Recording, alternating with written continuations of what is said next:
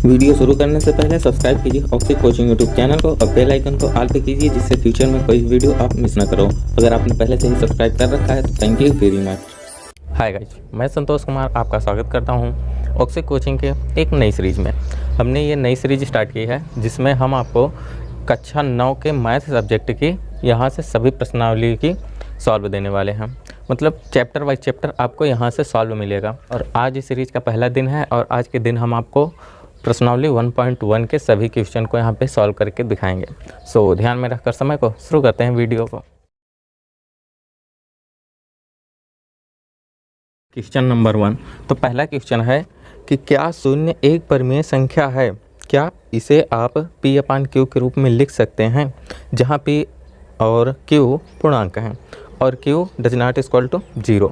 तो ये क्वेश्चन आपको स्क्रीन पर दिखाई दे ही रहा है, तो हमें यहाँ पे लिखने की आवश्यकता भी नहीं है, डायरेक्ट हम इसके हल पे चलते हैं। तो इसका हल भी कुछ नहीं है, वो पूछ रहा है क्वेश्चन में कि क्या यह एक परिमेय संख्या है या नहीं है। तो शून्य एक परिमेय संख्या है, बिल्कुल है। देखो, शून्य एक परिमेय संख्या है। हम वैसे भी परिमेय संख्या किसे कहते हैं, यानी कि ऐसी कोई संख्या जिसे हम P/Q के रूप में लिख सकें, और एक शर्त यह है कि Q का मान 0 नहीं होना चाहिए। यही हमारी परिमेय संख्या है। तो अब हम देखते हैं कि ये जो हमारा शून्य है, थोड़ा नीचे लिखते हैं, ये जो हमारा शून्य है ये परिमेय संख्या है या नहीं है। तो देखो, शून्य को हम क्या लिख सकते हैं, 0/1 लिख सकते हैं आसानी से। और कुछ लिख सकते हैं क्या, 0/2, 0/3, इसी तरह से 0/11 और 0/210। यानी कि 0/, में हम कोई भी अपनी पूर्णांक संख्या लिख सकते हैं, या फिर यूँ कहें कि नेचुरल नंबर लिख सकते हैं। तो ये 0 को हम P/Q के रूप में लिख लिया, ये भी देखो P/Q के रूप में है और ये भी। तो अगर 0 को हमने P/Q के रूप में लिख दिया तो इसका आंसर है पहले का कि हाँ, शून्य एक परिमेय संख्या है। आप हिंदी में लिख सकते हो इधर, शून्य एक परिमेय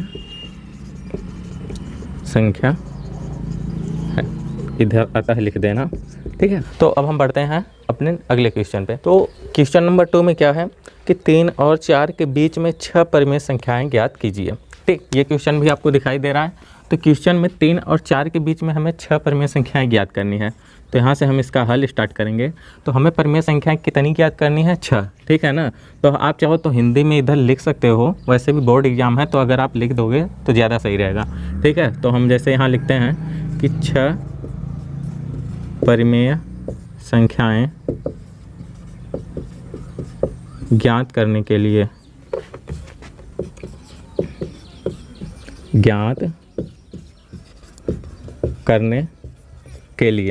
ठीक है, 6 + 1 = 7। यानी कि अगर 6 परिमेय संख्याएं ज्ञात करनी है तो 6 में 1 जोड़ दो, यानी कि जितनी भी परिमेय संख्या आपको ज्ञात करनी है उसमें 1 प्लस करके लिखना है, ठीक है। तो 6 परिमेय संख्या ज्ञात करनी है तो 6 में 1 जोड़ दिया, 7, ठीक। अब उसके बाद हमें करना क्या है कि हमें कौन सी वो संख्याएं हैं, 3 और 4, ठीक है। तो इन्हीं दोनों संख्याओं के बीच में हमें 6 परिमेय संख्याएं बनानी है, ठीक। तो हमें अभी योगफल में क्या मिला, 7। तो अब हम सबसे पहले क्या करेंगे कि 3 में 7 का गुणा करेंगे और मान बराबर करने के लिए भाग भी 7 का ही कर देंगे। इसके बाद यहाँ पे लिखेंगे कि संख्या 3, 4 में 7 से गुणा और भाग करने पर, ठीक है।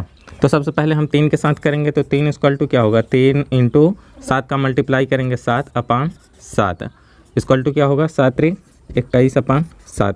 यही काम अगर हम 4 के साथ भी करना पड़ेगा तो क्या होगा, 4 × योगफल में क्या है 7, तो 7/7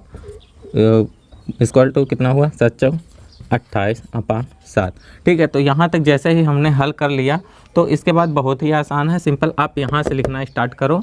अब देखो 21/7 ये हमारी परिमेय संख्या है और 28/7 ये भी हमारी परिमेय संख्या है। लेकिन ये जो 21/7 है ये एग्जैक्ट 3 के बराबर है, लेकिन हमें 3 से अधिक और 4 से छोटी परिमेय संख्या लिखनी है ना।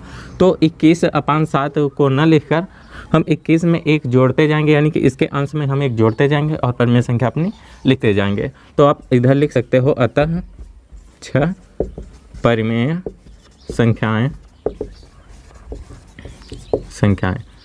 तो अब 21/7 तो नहीं लिख सकते क्योंकि ये 3 के बराबर है, तो हम सिंपल 22/7 लिख देंगे। ठीक है, उसके बाद 23/7 लिख देंगे। उसके बाद 23 में 1 जोड़ो 24/7 लिख देंगे। कहाँ तक लिखेंगे? 28 से कम यानी 27 तक लिखेंगे। 24, 25/7, 26/7 और 27/7। देखो 1 2 3 4 5 6 छः परिमेय संख्याएं ज्ञात करने के लिए बोला था और ये 6 परिमेय संख्या हमने ज्ञात कर ली। ये यहाँ से यहाँ तक हमारा पूरा क्या है? आंसर है। अब आप देख सकते हो कि 27/7 को अगर हम हल करेंगे तो ये 4 से कम है लेकिन 3 से अधिक है, और वैसे ही अगर हम 22/7 को हल करेंगे तो ये 3 से अधिक है। ठीक है, अब हमने दूसरा क्वेश्चन भी यहाँ पे सॉल्व कर लिया है। अब हम बढ़ते हैं अपने तीसरे क्वेश्चन पे। ये क्या है कि 3/5 और 4/5 के बीच में 5 परिमेय संख्याएं ज्ञात कीजिए। यानी कि पहली संख्या हमारे पास क्या है? 3/5 और दूसरी संख्या क्या है जी? 4/5। ठीक है, 4/5। तो इन दोनों के बीच में अभी हमें 5 परिमेय संख्याएं ज्ञात करनी है। ठीक, तो हम यहाँ से इसका डायरेक्ट हल स्टार्ट करते हैं और सेम उसी तरह से हल स्टार्ट करेंगे जिस तरह से हमने दूसरी सवाल को हल किया था। लेकिन इस बार हम क्या करेंगे कि इधर हम हिंदी में नहीं लिखने वाले, इससे समय ज़्यादा लगता है। तो सिंपल आप हिंदी में लिख देना इधर कि 5 परिमेय संख्याएँ ज्ञात करने के लिए। तो यहाँ से ज्ञात करने के लिए हम सिंपल क्या करेंगे? 5 में 1 जोड़ेंगे, 6 आएगा। अब 6 को हमें क्या करना है कि 3/5 में भाग करना है और गुणा करना है, और वही काम 4/5 में भी गुणा भाग साथ में ही करना है। ठीक है, तो इसके बाद अब हम क्या करेंगे कि 3/5 सिंपल 3/5 इक्वल टू 3/5 इंटू, अब हमें 6 से गुणा और भाग करना है। दूसरे क्वेश्चन में 7 आया था लेकिन इसमें 6 आया है क्योंकि 5 ही परिमेय संख्या ज्ञात करनी है।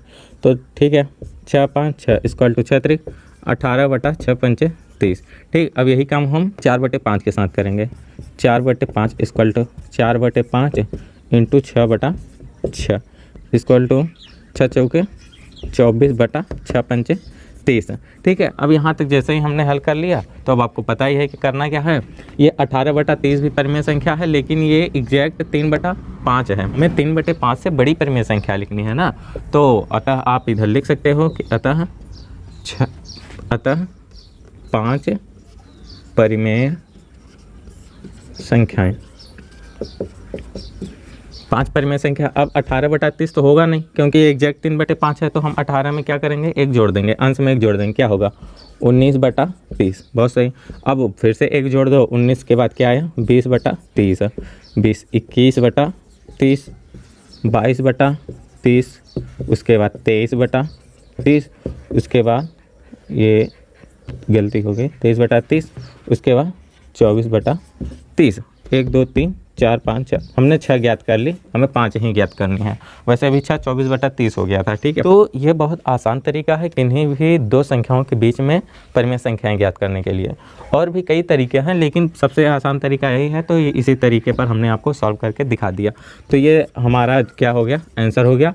अब आप चाहो तो ये 20/30 जैसे है तो इसका 0 0 काट के 2/3 भी लिख सकते हो। इसी तरह से 21/30 को आप 7/10 भी लिख सकते हो। अब यानी कि काट पीट भी कर सकते हो, आंसर में आपका नंबर नहीं कटने वाला। तो यहाँ तक हो गया तीसरा क्वेश्चन। अब हम बढ़ते हैं अपने इस प्रश्नावली के चौथे और लास्ट क्वेश्चन पे, और इस वीडियो का भी वो लास्ट क्वेश्चन होने वाला है। तो चौथा क्वेश्चन स्टार्ट करने से पहले मैं आपको याद दिला दूं कि अगर आपको ये वीडियो पसंद आ रही है, और वैसे अगर आपने यहाँ तक देखी है तो पसंद ही आ रही है, तो लाइक करके हमें बताओ ना। स्टार्ट करते हैं चौथा क्वेश्चन। ठीक है, तो चौथा क्वेश्चन में क्या है कि दिए गए कथन सत्य हैं या असत्य, कारण के साथ अपने उत्तर दीजिए। पहला, प्रत्येक प्राकृतिक संख्या एक पूर्ण संख्या होती है। पहला क्वेश्चन ही क्या है, यानी कि चौथे में पहला क्वेश्चन क्या है कि प्रत्येक प्राकृतिक संख्या एक पूर्ण संख्या होती है। तो ये हमें कारण के साथ दिखाना है कि होती है या नहीं होती है। तो हम आपको पहले ही बता दें कि यह कथन सत्य है। क्यों सत्य है आप देखो।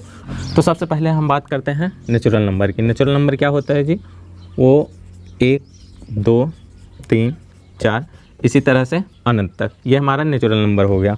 अब यहाँ पे हम बात कर ले साथ ही साथ अपने प्राकृतिक संख्या तो हो गई, अब हम साथ ही साथ पूर्ण संख्या की बात कर लें, यानी कि W। अब W इक्वल टू क्या होगा कि 0 भी अगर हम प्राकृतिक संख्या में 0 मिला दें तो हमारा W हो जाता है। तो हमने क्या अब हमारा पूर्ण संख्या कहाँ से स्टार्ट होगा? 0 1 2 3 इसी तरह से अनंत तक। तो अब आप देख सकते हो कि अगर हम प्राकृतिक संख्या में से कोई भी संख्या उठाते हैं, यानी कि प्राकृतिक संख्या नेचुरल नंबर में से हम कोई भी संख्या उठा लें, 4 उठा लें, 1000 उठा लें, तो वो हमें डब्लू में मिलेगा या नहीं, या पूर्ण संख्या मिलेगा या नहीं। तो बिल्कुल जी, हमें तो दिखाई दे रहा है कि बिल्कुल मिल जाएगा। हम नेचुरल नंबर कोई भी उठा लें, हमें डब्लू में मिलेगा। तो क्वेश्चन में भी यही है कि प्रत्येक प्राकृतिक संख्या एक पूर्ण संख्या होती है, जो कि हमें एकदम एग्जैक्ट दिख रहा है। तो आप इसका आंसर लिख सकते हो कि हाँ, यानी कि प्रत्येक प्राकृतिक संख्या एक पूर्ण संख्या होती है। ठीक, अब हम बढ़ते हैं क्वेश्चन नंबर 2 पे। तो दूसरा क्वेश्चन क्या है, प्रत्येक पूर्णांक एक पूर्ण संख्या होती है। ये गलत है। तो प्रत्येक पूर्णांक एक पूर्ण संख्या नहीं होती, क्योंकि देखो पूर्ण संख्या तो हमें पता ही क्या है।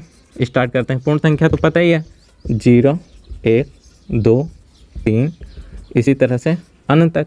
तो ये तो हो गई पूर्ण संख्या। अब बात करते हैं कि पूर्णांक संख्या किसे कहते हैं। पूर्णांक संख्या यानी कि जेड हम पूर्ण संख्या में ऋणात्मक प्राकृतिक संख्या मिला लेते हैं तो वो हमारी पूर्णांक बन जाता है। तो देखते हैं अब पूर्णांक में क्या होगा कि यानी कि ये अनंत से स्टार्ट होगा, -2, -1, 0, 1, 2, 3 इसी तरह से अनंत तक। यानी कि प्रत्येक पूर्ण संख्या एक पूर्णांक संख्या तो होगी, लेकिन प्रत्येक पूर्णांक एक पूर्ण संख्या नहीं दिखाई दे रहा है। अगर हम वैसे भी ऋणात्मक संख्याएं पूर्ण संख्या में नहीं ली जाती, तो और पूर्णांक में ऋणात्मक संख्याएं हैं, तो हम कह सकते हैं कि प्रत्येक पूर्णांक संख्या पूर्ण संख्या नहीं होती है। तो अतः ये कथन क्या है, असत्य है। दूसरा वाला कथन असत्य है। ठीक, आई होप कि आपको समझ में आ रहा होगा। अब बढ़ते हैं लास्ट तीसरे क्वेश्चन पे।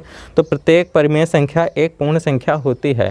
तो देखो प्रत्येक परिमेय संख्या पूर्ण संख्या नहीं होती, बाकी प्रत्येक पूर्ण संख्या एक परिमेय संख्या होती है, हम ये कह सकते हैं। अब आपको जैसे कि परिमेय संख्या पता ही है क्या होती है कि P/Q के रूप में लिखा जा सकता है।